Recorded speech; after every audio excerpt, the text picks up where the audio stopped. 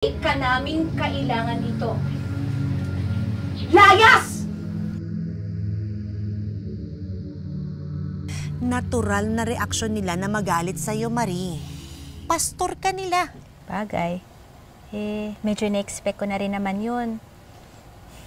Buti na nga lang, binigyan ako ng Diyos ng lakas ng loob para harapin yung mga dati kong kasama sa Born Again.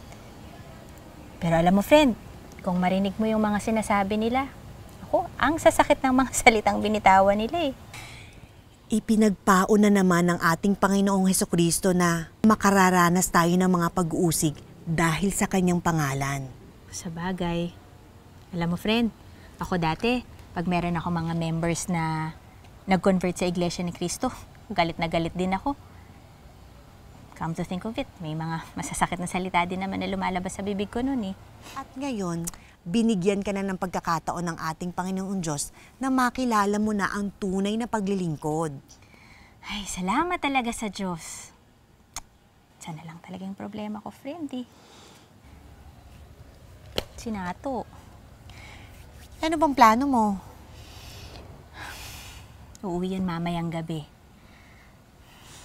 Hinanda ko na rin yung sarili ko. Bahala na kung anong magiging reaksyon niya. Sa tingin ko naman ang mahalaga, maunawaan niya na wala nang mas mahalaga pa sa tunay na iglesia. Saktulang sakripisyo na ang lahat. At siguro yung pagsasama namin mag-asawa.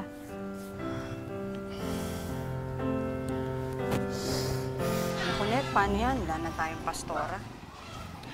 Ano ka ba, sis? Hindi natin kailangan ng pastor na taksil. Huwag mo nga siyang panghinayangan. Hindi naman pala kasi totoo na may kalaguyo si pastora. Maling-mali talaga tayo ng hinala eh. Oo nga. Wala nga siyang lalaki. Wala rin siyang kalaguyo. Pero mas masahol pa sa pangangaliwa sa asawa yung ginawa niya. Paano kaya yun? Alam kaya ni Pastor Nato to? Sa malamang hindi. Nako, patay. Paano yun? Anong patay? Dapat malaman ni Pastor Nato kung anong pinagagawa ni Pastor Marie. Paano nga niya malalaman? Paano niya malalaman? Isusumbong natin si Pastor Marie. Ngayon na. Ngayon din. Uy, sandali. Teka. Hintayin mo ako. Sasama ako. Bilisan mo. Dali. Na, hugasin ang kamay para makakain na tayo. Okay po. Sigurado maya-maya lang nandiyan na si daddy mo. Ma, bakit nga po pala wala pa si Daddy? Di ba dapat po kanina pa siya dito? Ma, may problema po ba? Bakit parang di po kayo mapalagay? Wala. Tulungan mo. Sure ka po? Kasi, ba't ka pa nervyos?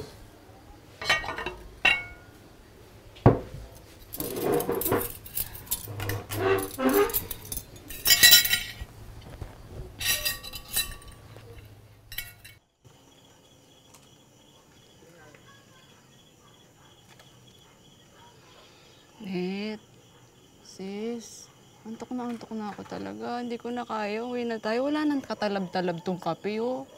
Tsaka, gabi na. Alam mo ba yun? Alam ko. Iintayin natin si Pastor Nato.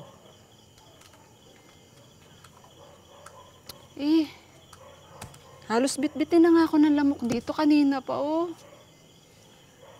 Maghihintay tayo. Sasalubungin natin ang pagdating ni Pastor Nato. Uunahan natin siya bago pa makauwi kay Pastor Marie. Maghahalo ang balat sa tinalupan. Tinalupan? Ano yung tinalupan, sis? Kasabihan niyo ng mga matatanda. Ano nga? Explain mo. Basta! Galit ako! At huwag mo kong inisin at asarin.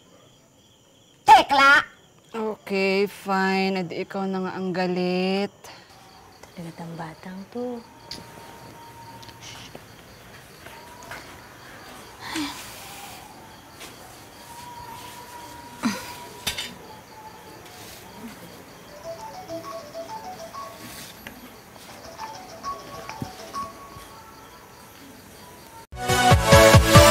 Yeah.